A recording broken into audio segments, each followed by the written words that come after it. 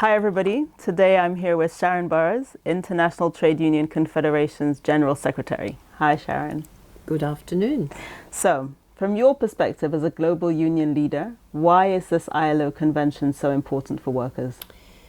This convention is really critical. There is no doubt that violence and harassment in the workplace is one of the terrible scourges of our time. You can't have dignity, let alone decent work, if in fact people are feeling bullied, harassed, are the subject of sexual violence. You know, whatever the scope, and it's broad in the convention, it's very broad, where people feel violated, then this convention sets out the parameters and the solutions. Clearly, we need to see it ratified. We need every workplace to actually be conscious of the various forms of bullying, harassment, violence that exist in their workplaces and build a culture that is about safe and friendly environments. Great. So people are saying that the convention is actually going to change lives. Is that asking too much, or do you think that's true? No, I think once you ratify the convention, if we see the laws represent that, and we are serious about implementation, including the social dialogue with employers at the core of that implementation, it will change lives.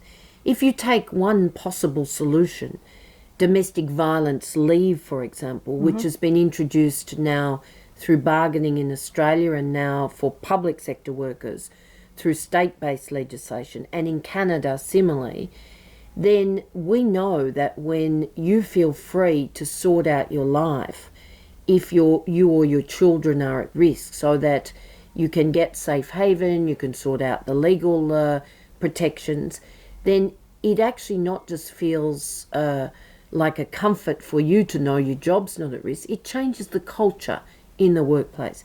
This can go even further.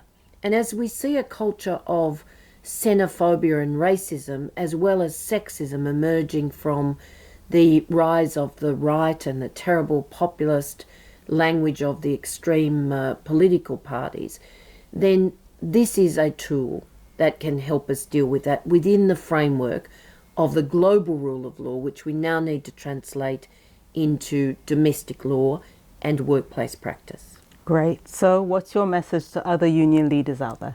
Let's get this convention ratified. Let's first of all celebrate the women and the men who actually negotiated it, made it possible with a campaign that's more than 10 years old. But let's get it ratified. Let's change the laws. Let's create workplaces that are 100% human because we respect and care for each other. Thank you.